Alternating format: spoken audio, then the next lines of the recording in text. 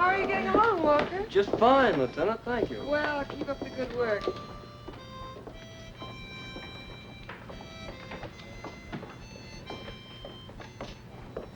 Hello, Captain. Lieutenant.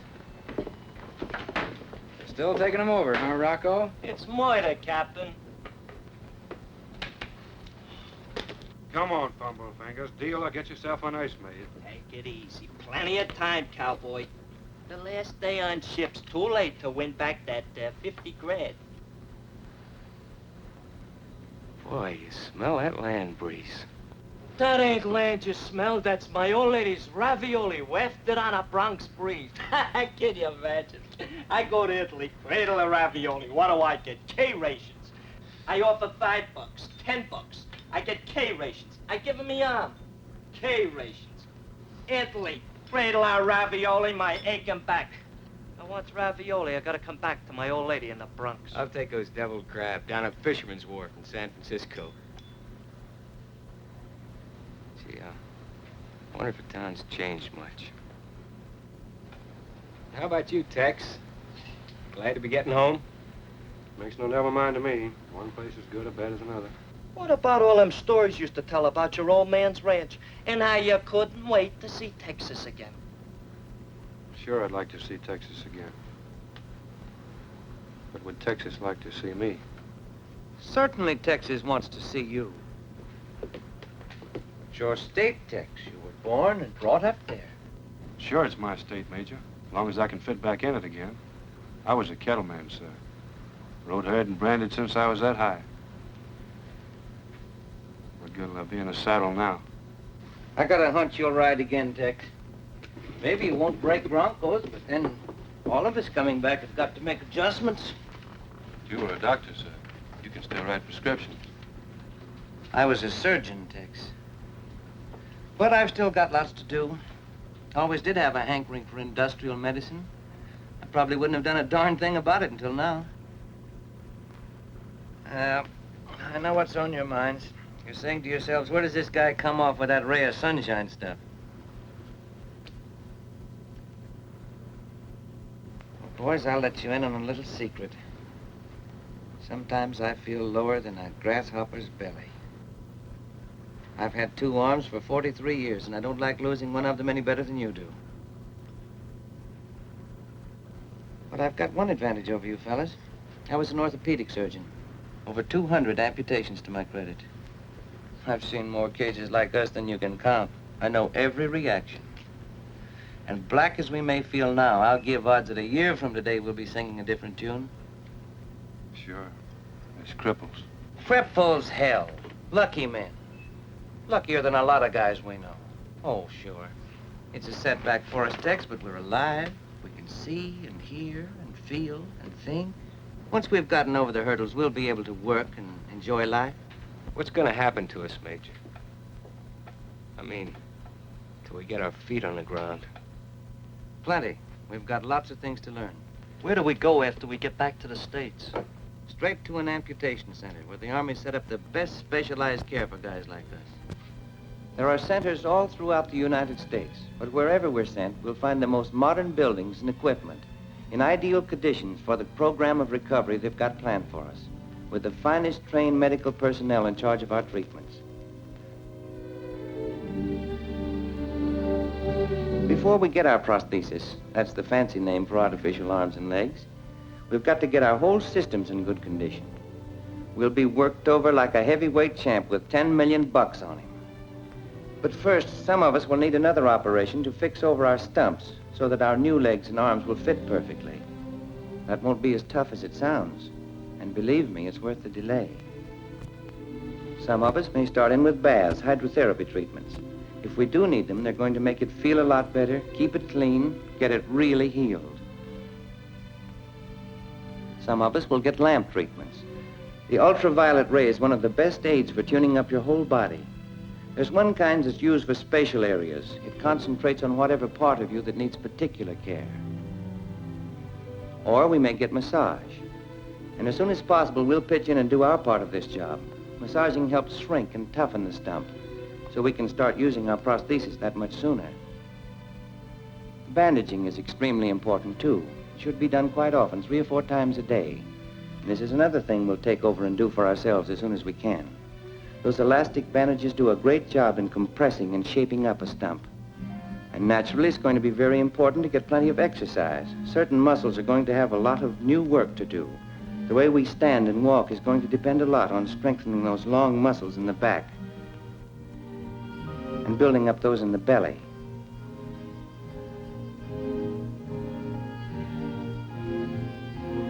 Or maybe we'll be out there on the rowing machine, strengthening our normal legs and arms. Take one of the devices for exercising leg stumps. Moving the leg against the resistance of the pulley develops thigh muscles like nothing else. It all adds up to one thing. You simply get yourself in good shape to be fitted with your new leg or arm. And here's something we mustn't forget. We have made real progress in developing artificial limbs, and believe me, the men in the orthopedic shops who make them are artists. They really know their stuff.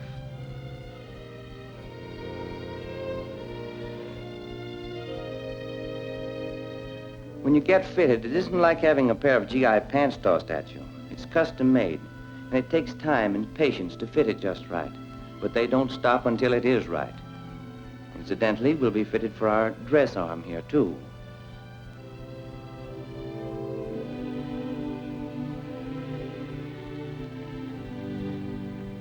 And once we're set with a good arm or leg, we're ready for the next lap, the final big one. We're ready to start to learn how to use it. This last lap starts a little hard, of course. Fella was telling me it's plenty tough learning to walk. I'd be kidding if I said it was easy. Geez, must be like you're on a tightrope. Ever learn to ride a bike, Rocco? I was tops on the Grand Concourse, Major. I remember falling on my ear a dozen times before I got the feel of it. We were on our own. And it'll be the same now. Nobody can learn it for us. A man just has to sweat it out himself until he gets a sense of balance. Well, actually, I don't think learning to walk with an artificial leg is any harder than learning to ride a bike. But it means plugging away at it day after day. Naturally, it's easy to get discouraged when even the simple things seem hard. But suddenly you'll get the hang of it and wonder what was so tough about a little thing like getting up out of a chair. They've got mirrors so that you can correct your posture and develop an even gait. Walking backwards is good exercise, too. Then after a while, you're ready for trickier things like stairs.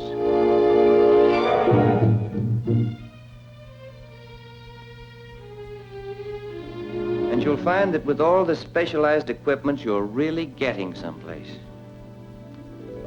Even making progress in fast trips to nowhere on a bike. And then outdoors, kicking a ball around to help your coordination.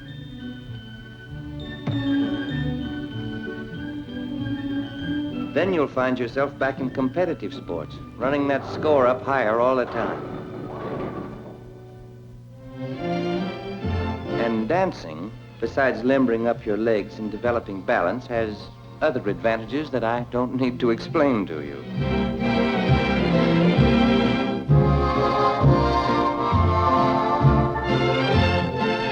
Yes, I've seen men do things they thought they'd never do again.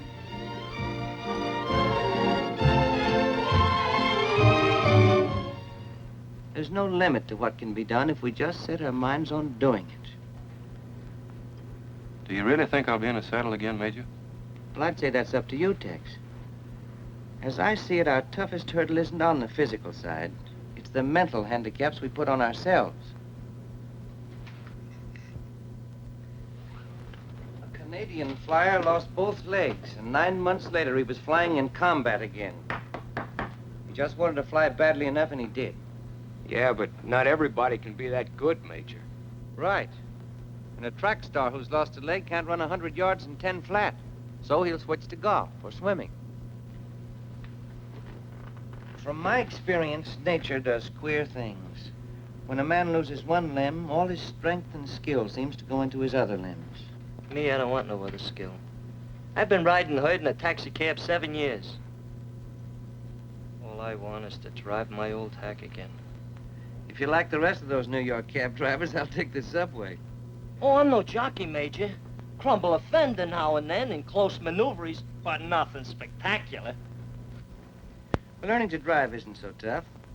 But our problem is a special one. I mean yours and mine, Rocco. If you lose a leg, then balance is the thing you have to whip. But in the case of arms, the trick is more in coordination. The prosthesis is worked by the muscles of the opposite shoulder. For example, when we move the left shoulder forward, that pulls on a gadget that comes around the back and connects with a hook on the right arm. In other words, the movements of the opposite shoulder will open or close the hook.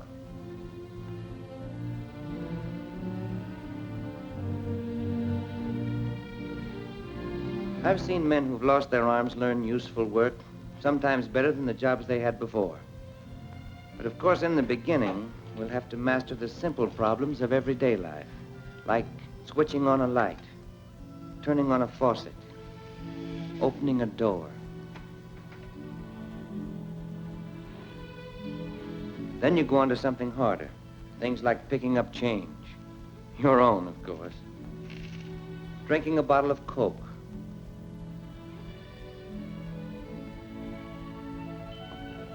or taking your hat off, until your hands automatically do what your minds tell them to do without depending on help from anyone. And finally, your prosthesis gets to feel like it's really a part of you.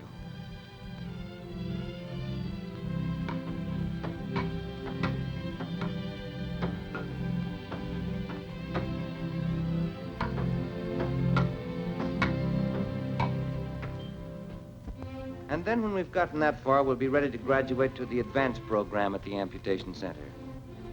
At these centers, they've got plenty of varied facilities for healthy outdoor activity. And that'll be the big thing now, a general building up of our bodies with sports. So we'll be spending a good deal of the time using our new limbs in pleasant pastimes.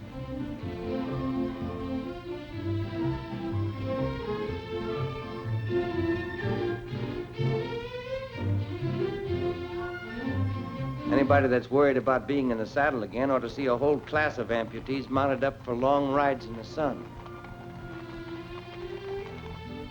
Swimming, like all these activities, provides healthy exercise and recreation combined.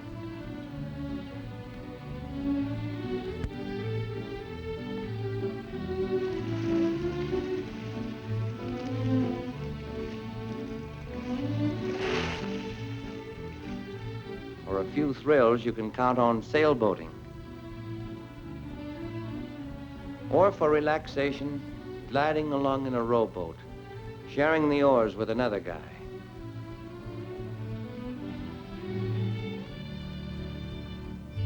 And when you're out there on the diamond, back in the great American game, you'll really feel like a solid citizen again. So, sooner than you think possible now, you'll be walking out of the hospital ready for civilian life. Every movement more and more natural. You'll be back to the good way of living, handling yourself just like you used to. That's straight, because I've seen hundreds of cases. And that's it, boys. If we come out anything like the men I've seen, I'll be satisfied. Gee, it sounds pretty good to me. Better for you than me. Why? What do you mean? Leg don't look so bad.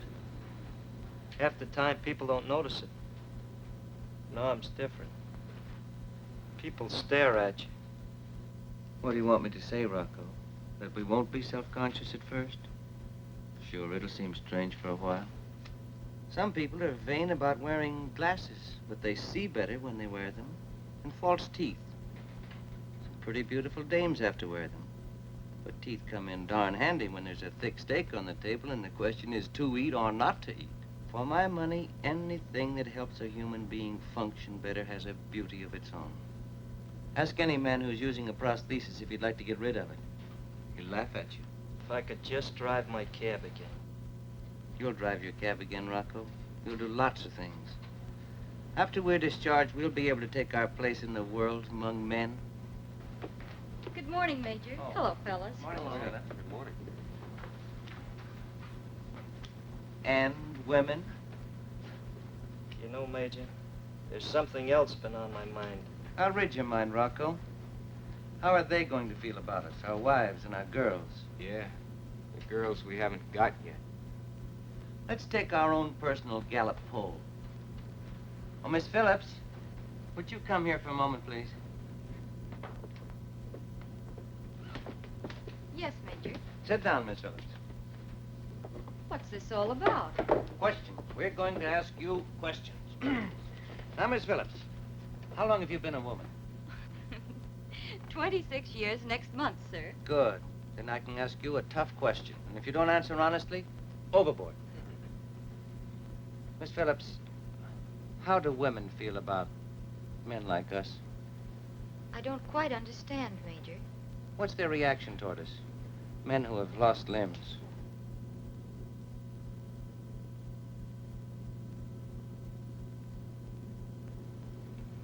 Well, if you want the truth, certainly you'll run into some girls who'll object. But not as many as you'd think. Maybe you wouldn't want them anyway. Let's get personal, Miss Phillips. How do you feel on the subject? I guess I haven't thought about it that way for some time. Now that you ask me, though, I remember something that happened once. But that's ancient history. We like history, Miss Phillips. Spill it out, will you? Well, it was one summer a couple of years back. There was a Saturday night dance at the hospital.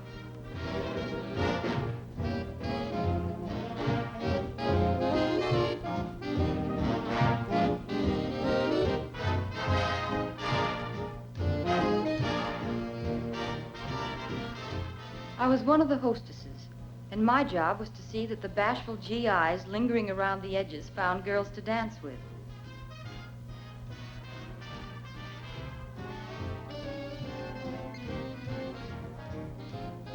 There was a soldier standing there alone, watching the girls, and I thought he was just afraid to speak to any of them.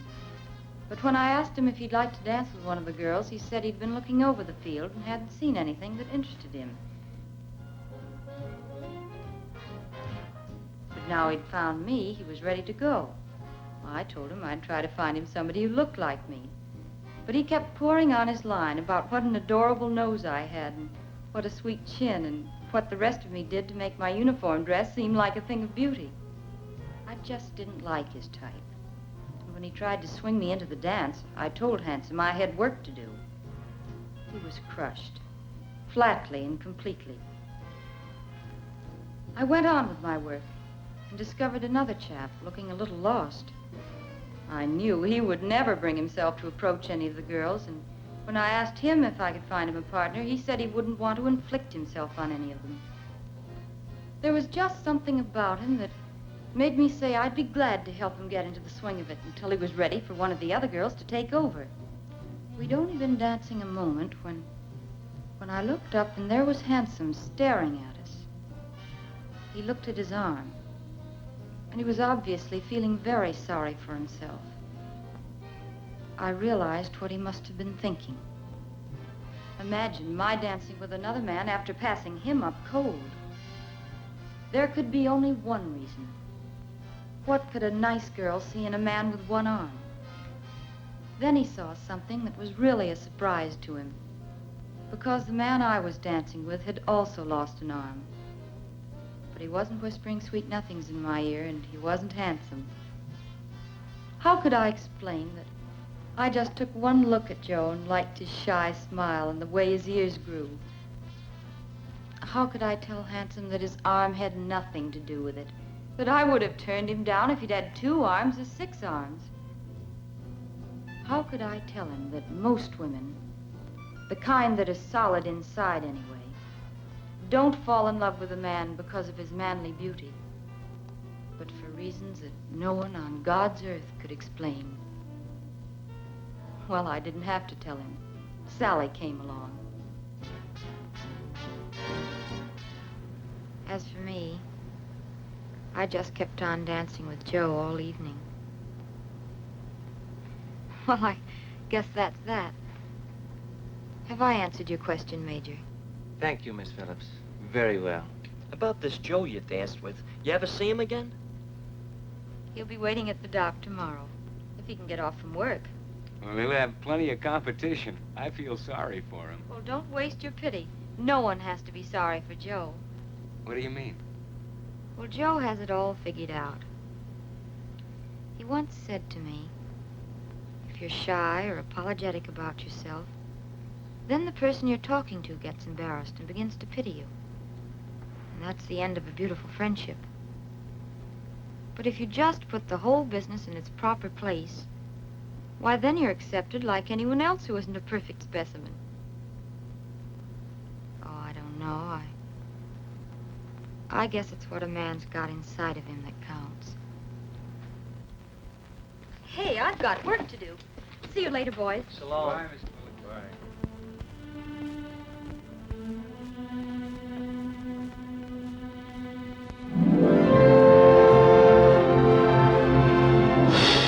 Yes, the important thing is what a man has inside of him. It's the final answer to what we do with our lives after we win the war. All our lives. Soldiers and civilians. Wounded or not wounded. For it's going to be an interesting world, a busy world, with new industries, new opportunities. You can be a part of it, if you want to be. If you convince yourself that losing a limb doesn't mean a man is finished, that in many cases he's only begun.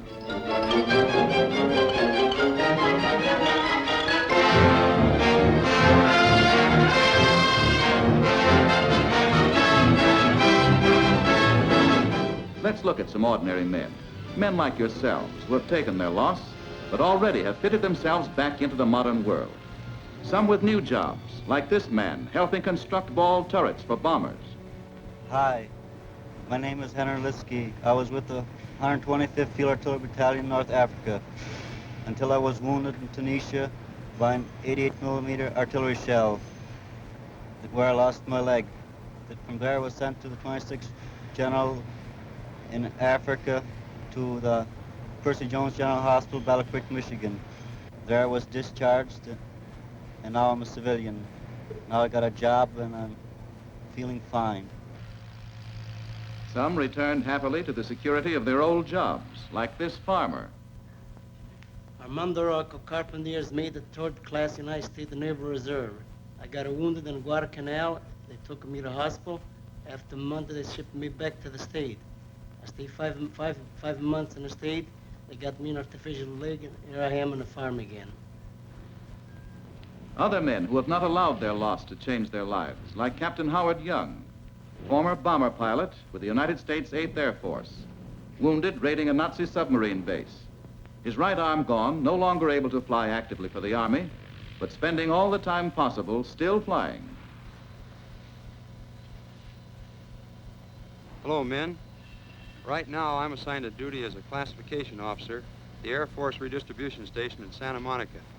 I interview returning aircrew personnel and help them find new assignments here in the States. After the war is over, I intend to return to my former occupation of hotel management, buy myself a light plane and renew my private license and continue to fly. Or those who had never been quite set on what they wanted to do, until they came back and really found themselves, like Guy Bolte, Dartmouth graduate, now working for the OWI and writing a monthly article for a well-known magazine, who organized and helps run an American veterans organization. I was wounded at Alamein. I had volunteered for the British Army in July '41.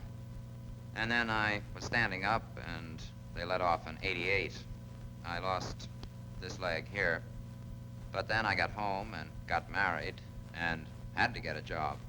And now I'm so busy that I don't know what to do with myself. I got 4 jobs. Men who came back like this tail gunner of a flying fortress, his arm torn off by an enemy shell as his plane returned from a bombing raid on Sardinia. Hi, fellas. I'm Staff Sergeant Philip Trapani. I'd like to have you meet my fiancée, Ginny. Hi, fellas. I enlisted in the Army January 23rd, 1942. I've come back to Detroit. I want to enlist in another war. One war isn't enough for one fella. At least not me. I've become engaged and I want to enlist in the field of matrimony. Or men who came back to share in the government of the democracy for which they made their sacrifice, like this congressional representative. In the last war, I was a member of the Fighting Irish 69th of New York. I went through every major engagement, with the regiment in France. And on November the 1st, 10 days before the war ended, my leg was blown off in the Argonne Forest. I want you to know that your Congress and your government are behind you every step of the way. There are those who have not only adapted themselves to life today, but who have developed special adjustments, special skills with their new limbs. Albert Dahl operates cranes, steam shovels, bulldozers so expertly that men with 2 good arms have difficulty keeping up with him.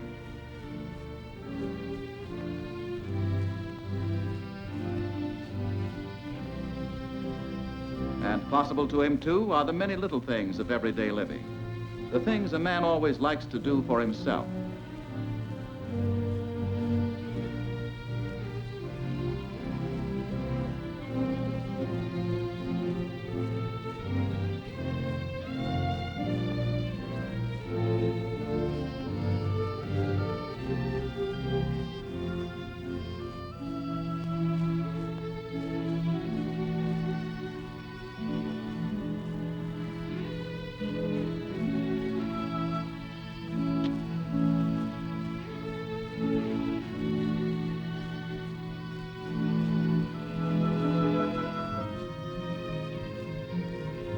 For recreation, Ralph Beatty, businessman of Bellflower, California, has shown that even without legs, a man can still bicycle and engage in many other sports. And this is James Farrar, arms lost in action on Guadalcanal, January 1943. Now married and a civilian again. He's employed at an Army amputation center as a physical training instructor, training other arm amputees in automobile driving and other activities.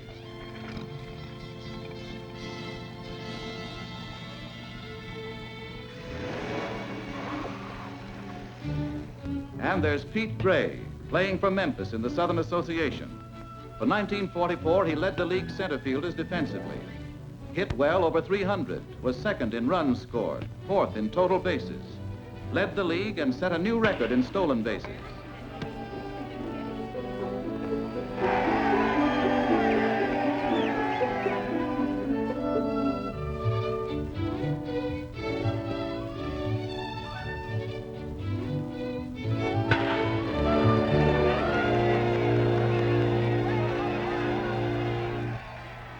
Pete Gray, an inspiration to his team. A great competitor whose best feats at bat or in the field come when his team needs them most.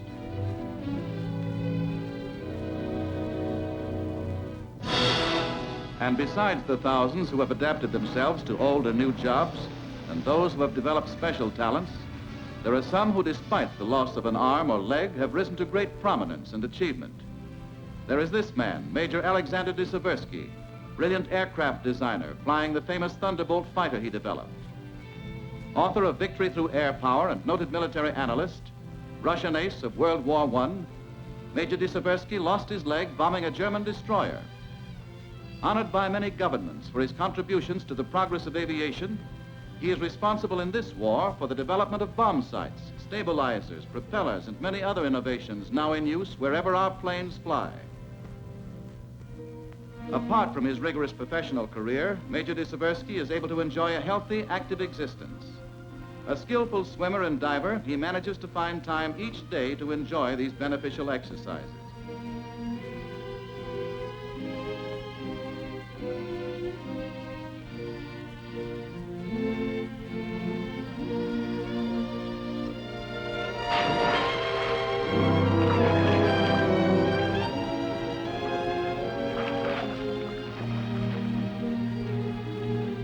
Certainly, this man is proof that though a limb is gone, it is still possible to enjoy a healthy existence with a fine home, an attractive wife, and all the things that go to make up a successful life. If there is any magic in getting adjusted to the loss of an arm or a leg, it's the kind of magic you won't see on any stage or read about in a book of tricks. Everybody has his own share of that kind of magic. It lies in the hidden resources we all have and even don't know we have. When I found I had lost my leg, I was in despair. I felt that my life had come to a dead end. But I soon learned a thing like this cannot stop you and will not stop you. I learned that the loss of one faculty is quickly replaced by the development of other faculties. And you will learn it too. You will find that the compensation will take place. With complete sincerity, I can say that the loss of my leg actually helped me. When I came back from bombing the German destroyer, I wanted desperately to keep on flying in spite of my handicap. But in order to fly, I had to study the ways and means of adjusting the mechanisms of an airplane in order to suit my special needs. That led me to discoveries that not only made my flying easier for me, but increased the performance and safety of aircraft for all flyers. I never could have done these things if I hadn't been hurt, because it was the loss of my leg that made me think of flying as something more than sheer sport. Your experience may be different. Your answer may lie in other fields. But remember this, nothing happens to your mind when you lose an arm or a leg. You didn't want anyone to guide your life before, and there is no reason for anyone to guide it now. You will find that you have abilities you never knew existed. The Nazis and Japs did not take them away from you. Nobody can.